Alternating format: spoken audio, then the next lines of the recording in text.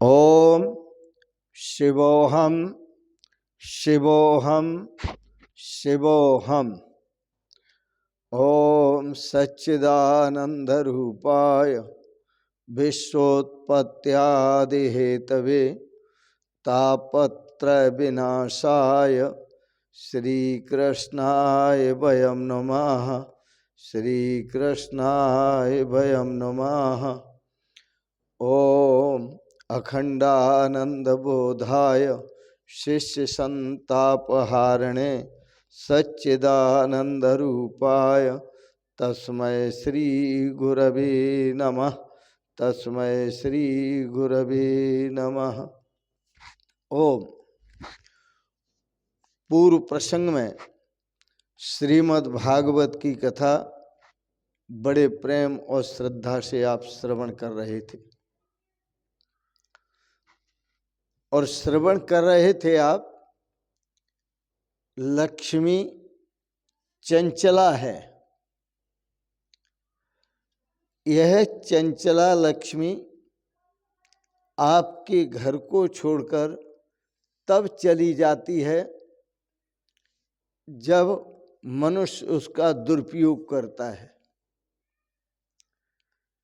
इसलिए जीवन में समय का, संपत्ति का और शक्ति का कभी दुरुपयोग नहीं करना चाहिए। जीवन में एक अवसर ऐसा भी आता है कि जब भाग्य अनुकूल होता है, फिर एक अवसर ऐसा भी आता है जब भाग्य प्रतिकूल होता है। जब आपका भाग्य अनुकूल हो तब भाग्य उदय होता है।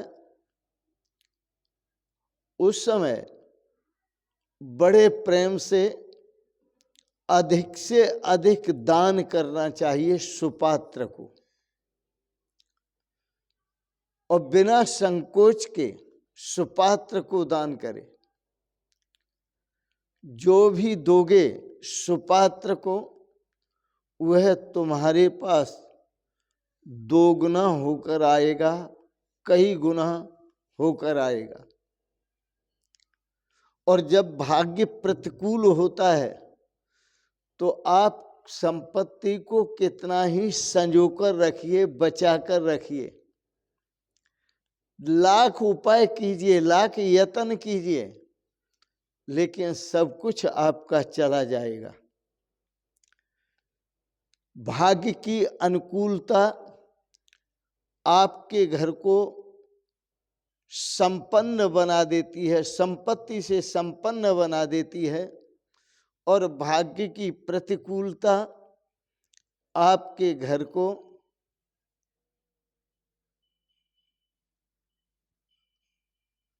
आपके घर का देवाला निकाल देती है।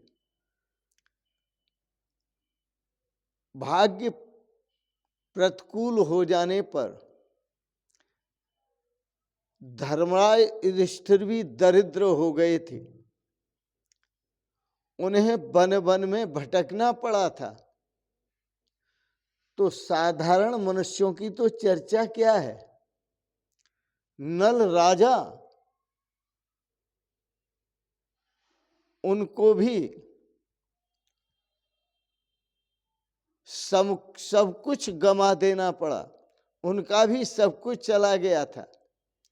तो भाग्य की प्रतिकूलता सब कुछ बर्बाद कर देती है और भाग्य की अनुकूलता सब कुछ आबाद कर देती है। जो भी मिले, आपके पास संपत्ति है, आपके पास शक्ति है, आपके पास समय है, इसका सदुपयोग करो। और सदुपयोग कैसे करो? सत्कर्मों में लगाओ। अपनी संपत्ति को सत्कर्मों में लगाओ, अपनी शक्ति को सत्कर्मों में लगाओ, और इस प्रकार से आप अपनी संपत्ति का, समय का और शक्ति का सदुपयोग करेंगे तो जीवन में जीने का आनंद अलग ही आएगा। तो जो भी आपको मिले सत्कर्मों में खर्च करते रहो, सुपात्रों को दान देते रहो। दान करना चाहिए। मैं इस पक्ष में नहीं हूं कि दान नहीं देना है, दान देना है, लेकिन सुपात्र को देखना है। जो सुपात्र है उसको दान दो। आज भाग्य अनुकूल है, अनुकूल था, सो यशोदा जी लगातार दान करने लगी। किसी को पीतांबर का दान देती हैं, किन्हीं गोपियों को साड़ी का दान देती हैं और आभूषणों का भी दान देती हैं। आज उन्होंने सोच लिया आज मैं सब लुटाऊंगी, लेकिन भाग्य अनुकूल है तो घर में कोई कमी नहीं आती। कल मैंने याद दिलाया था, चीड़ी चौंच भर ले गई, नदी न घटियो नीर, दान करे धन ना घटे, कह गए दास कबीर।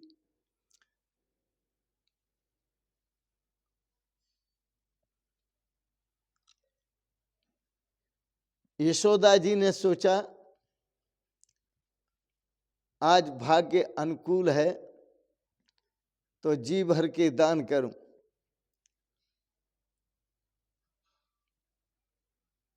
और विचार किया कि मेरे घर पर जितनी भी गोपिकाएं आएंगी, जितने भी ब्रजवासी आएंगे, सबका स्वागत करना है। मन में ख्याल आया यदि कन्हैया जगता रहेगा तो मैं उसी के लालन पालन में लगी रहूंगी,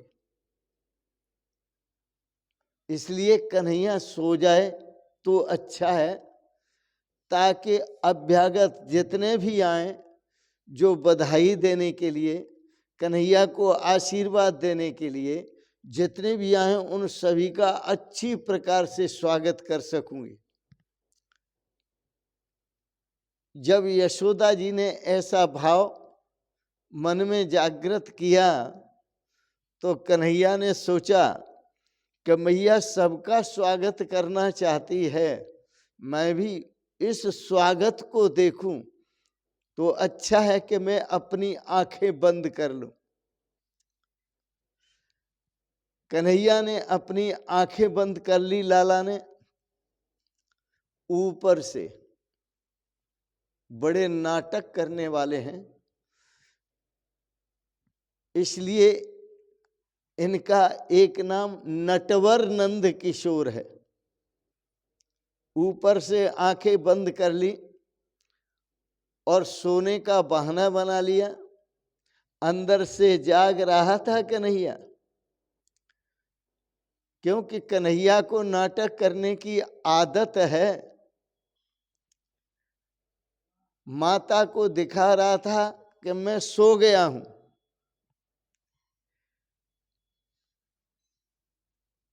वेदांत दर्शन में शंकर भाष्य में बड़ी सुंदर एक बात कही और बहुत समझ की है। वो बात यह कही कि ईश्वर क्रिया तो नहीं करता, कोई क्रिया ईश्वर नहीं करता, किंतु माया के कारण ईश्वर में क्रिया का आरोप होता है।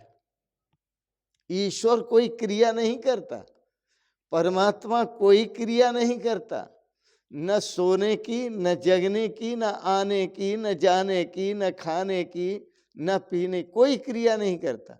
न किसी को तोड़ने की, न बनाने की, न बिगाड़ने की, कोई क्रिया नहीं करता। लेकिन माया के कारण उस ईश्वर में क्रिया का आरोप होता है। कैसे आरोप होता है? आप गाड़ी में बैठ करके हरिद्वार जा रहे हैं, अथवा आजकल कुंभ चल रहा है, महाकुंभ, और महाकुंभ है बड़े सौभाग्य का विषय है। त्रिवेणी संगम पर प्रयागराज, महान तीर्थ प्रयागराज में, और वहां आप जा रहे हैं गाड़ी में बैठकर, रास्ते में पहुंचते हैं तो आप कहते जाते हैं अब आगरा आ गया, फिर कहेंगे कानपुर आ गया, फिर कहेंगे इलाहाबाद आ गया, प्रयागराज आ गया। अरे भाई,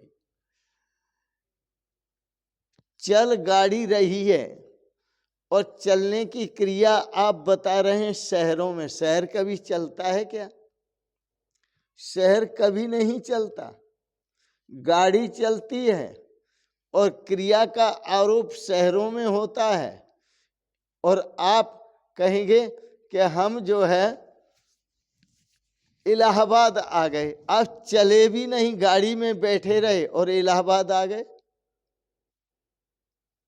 आपने भी क्रिया का आरोप अपने में किया। आप चले भी नहीं, गाड़ी चली और गाड़ी इलाहाबाद पहुंची और आप कहते हैं कि मैं इलाहाबाद आ गया।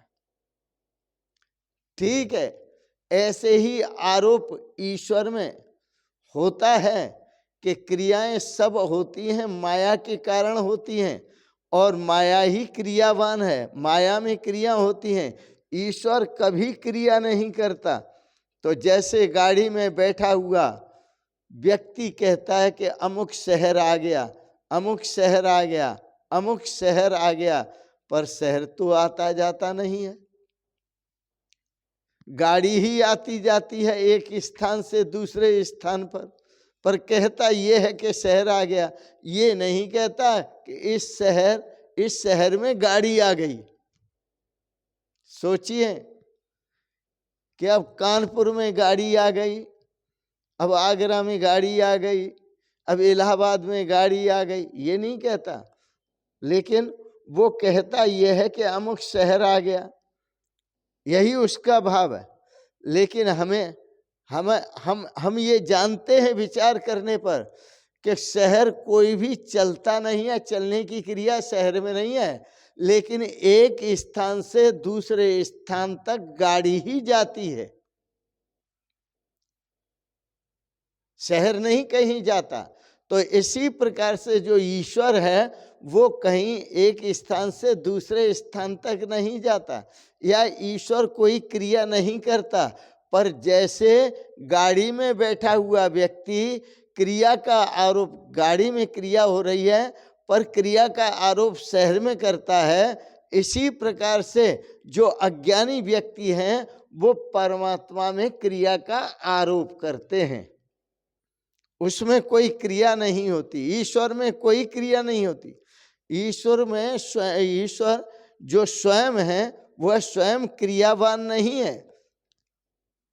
थोड़ा सा इतना ध्यान रखें, संसार में जो मानव है वो क्रियाएं करता है, तो मानव जो करता है वो क्रियाएं करता है, लेकिन परमात्मा जो करता है वो लीलाएं करता है। लीलाओं में और क्रियाओं में अंतर होता है। लीलाएं आनंद स्वरूप हैं, जीवन को आनंद से भरती हैं, आनंद देती हैं। और जो क्रियाएं हैं, जो मनुष्य करता है क्रियाएं हैं, वो क्रियाएं दुख भी देती हैं और सुख भी देती हैं। मनुष्य जो करता है वो क्रियाएं हैं और भगवान जो करते हैं वो लीलाएं हैं। कि क्रिया और लीला में अंतर है। क्या अंतर है ये समझना होगा कि क्रिया जो होती है उसमें कर्तृत्व का अभिमान होता है, कर्तापने का अभिमान होता है, और भोक्तापने का भी अभिमान होता है क्रिया में। और कर्तापने का अभिमान होता है और सुखी होने की इच्छा होती है, क्या हम सुखी हो जाएं। तो जीव जो करता है वो क्रियाएं करता है, और क्रियाएं करते हुए कर्ता करने का, क्रियाओं को करने का अभिमान करता है, और साथ में सुखी होने की इच्छा रखता है। लेकिन जो लीलाएं होती हैं वह लीलाएं निराभिमान होती हैं, लीलाओं में कोई अभिमान नहीं होता। और भगवान जो लीलाएं करते हैं वो दूसरों को सुखी करने की इच्छा रखते हैं।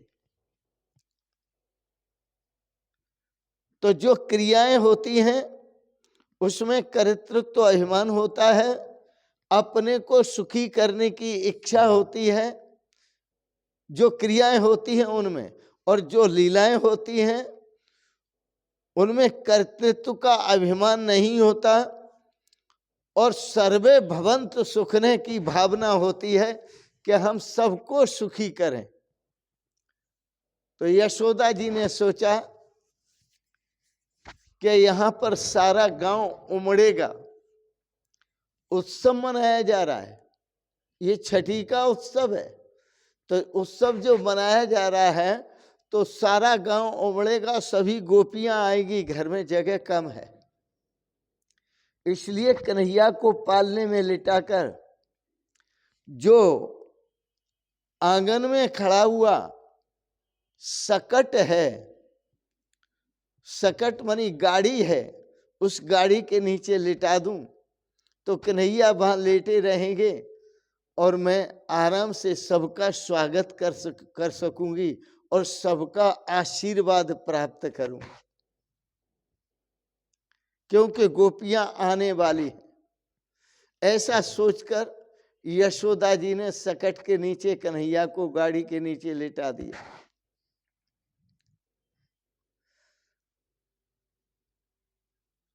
गोपियां आई, उन गोपियाओं का यशोदा जी स्वागत करती हैं और गोपियां कन्हैया को हार्दिक आशीर्वाद देती जाती हैं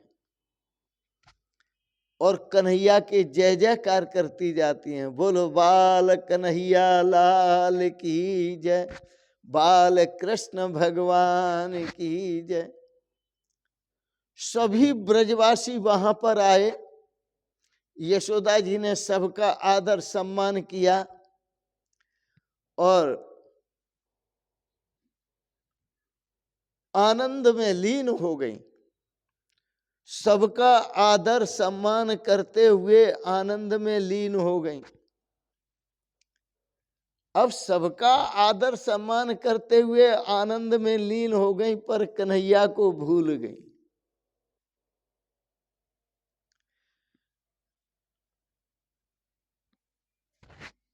इधर कन्हैया की नींद उड़ गई। कहाँ है मेरी माता, मेरी मैया कहाँ है, उत्सव मेरा कहाँ है, मैया उत्सव मना रही है, मुझे घर से बाहर कर दिया है। अरे उत्सव के समय तो मुझे अपने घर में रखना चाहिए, सबके बीच में रखना चाहिए, और मुझे अलग कर दिया है। कन्हैया ने यह सोचा, उस उत्सव के दिन मुझे भुला दिया, मुझे एक तरफ कर दिया, घर से बाहर कर दिया, यह ठीक नहीं है। उत्सव के दिन ही यशोदा मैया ने कन्हैया को भुला दिया, सो विपत्ति आई। संत महापुरुष कहते हैं कि याद है तो आबाद है और भूल गया तो बर्बाद है। तो मैया, जब कन्हैया ने ऐसा सोचा विचार किया, अब यहां पर एक बात हम आपको कहेंगे, सभी के काम की है कि धंधा जरूर करो, आप अपना व्यापार जरूर करो। व्यापार करना कोई अपराध नहीं है, किंतु उस व्यापार में इतने मग्न हो जाओ कि तुम कन्हैया को भूल जाओ, भगवान को भूल जाओ, यही अपराध है।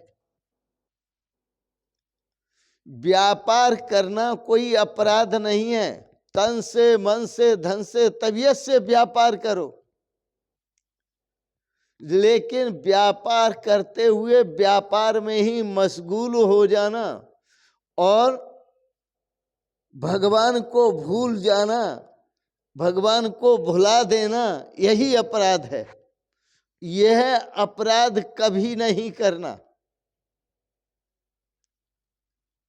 इसलिए संत महापुरुष आपको सावधान करते हैं और सावधान करते हुए कहते हैं, काम करते रहो नाम जपते रहो, काम करते रहो नाम जपते रहो, पाप की वासनाओं से बचते रहो, पाप की वासनाओं से बचते रहो। संत महापुरुष भी आपको आदेश देते हैं, आप अपने काम काजों को सदा करते रहो, नफा नुकसान को भी देखते रहो। ये सब ठीक है, लेकिन काम करते रहो नाम जपते रहो, लेकिन भगवान का नाम सदा जपते रहो, भगवान को सदा याद रखो।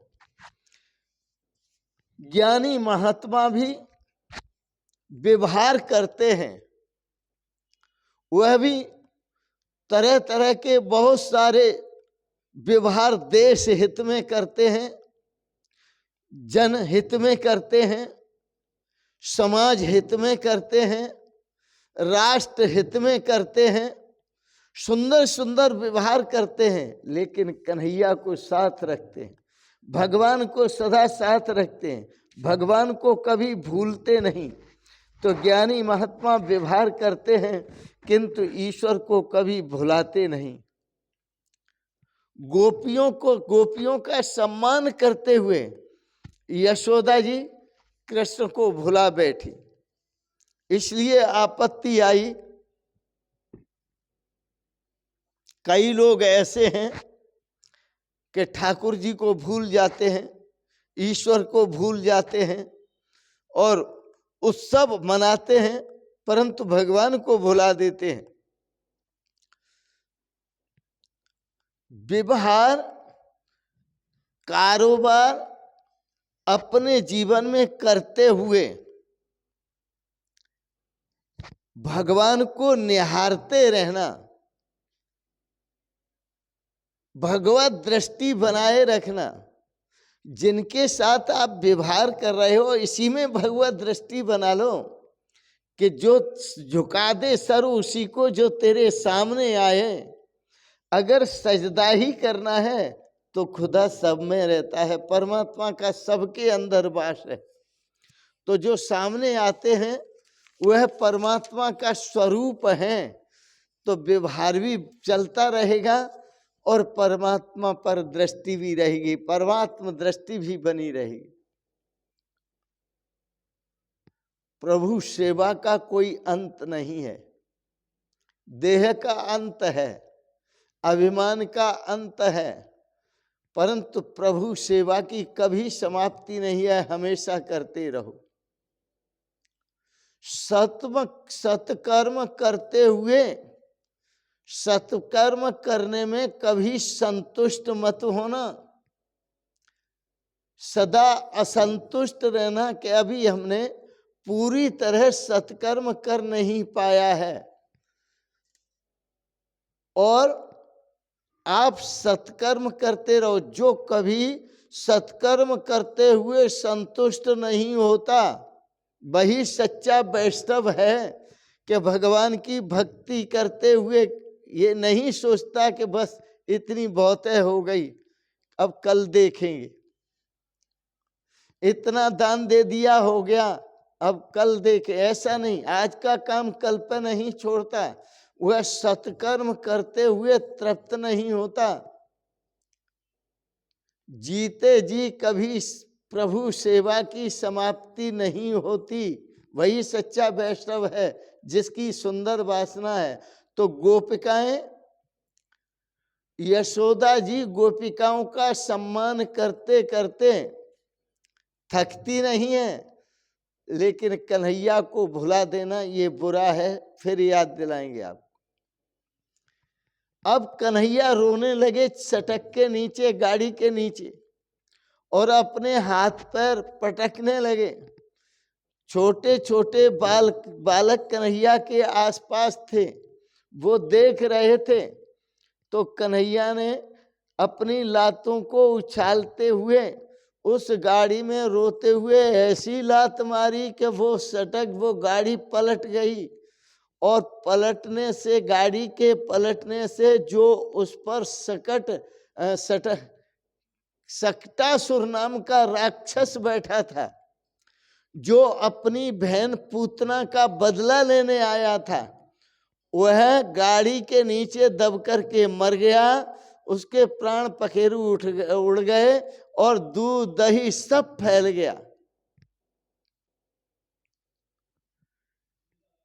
यह कंस का ऐसा भांजा है, यह कंस का ऐसा भांजा, कंस मामा है ना, कंस का ऐसा भांजा है कि कंस जो खिलौने भेजता है कन्हैया के खेलने के लिए, उन सभी खिलौनों को तोड़ फेंकता है। पहला खिलौना भेजा था पूतना को तोड़ डाला। अब दूसरा खिलौना भेजा सक्टासुर को तोड़ डाला। यह तोड़ फेंकता है खिलौनों को। गाड़ी उलट गई, धमाका हुआ, सभी दौड़े। बालकों ने बताया, अरे मैया, तेरे कन्हैया ने ही ऐसी लात मारी गाड़ी में कि गाड़ी पलट गई। इस प्रसंग में बड़ा रहस्य है। यह तो आप एक दृष्टांत श्रवण कर रहे थे, भगवान की लीला आत्मक दृष्टांत श्रवण कर रहे थे। अब आप इसमें एक सिद्धांत समझें कि आपके हित की क्या बात है, आपको क्या शिक्षा मिलती है। तो इस प्रसंग में जो रहस्य है वो हम आपको बताते हैं। यह संसार एक गाड़ी है, और संसार ही गाड़ी नहीं, ये तुम्हारा जो जीवन है, शरीर है, यह एक गाड़ी है। और इस गाड़ी में इंद्रिय रूपी घोड़े जुते हुए हैं। इंद्रिय रूपी घोड़े, यदि तुम्हारी गाड़ी, यदि तुम भगवान को भूल जाओगे तो इंद्रिय रूपी घोड़े तुम्हारी गाड़ी को उलट देंगे, पलट देंगे, बर्बाद कर देंगे, तोड़ फोड़ देंगे। यह जीवन रूपी गाड़ी है और इसको तुमने अपने मन को सौंप दिया तो मन इन इंद्रिय रूपी घोड़ों को ऊबड़ खाबड़ जगह में चलाएगा, ऊंची नीची जगह में जहां गाड़ी पलट जाए।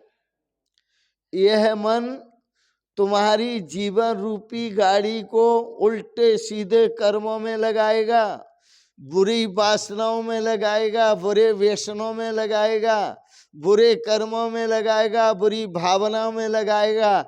इसलिए यह जीवन रूपी गाड़ी मन को नहीं सौंपनी है, यह जीवन रूपी गाड़ी मन मोहन को सौंपनी है। क्योंकि मन इस गाड़ी को उलट पुलट कर सकता है, लेकिन मन मोहन इस गाड़ी को पार लगा सकते हैं, इस जीवन रथ को ठीक से चला सकते हैं। तो इस जीवन रथ के जो अश्व हैं वो इंद्रियां हैं और लगाम है वो मन है। और इस मन रूपी लगाम को भगवान के श्री हाथों में सौंप दो।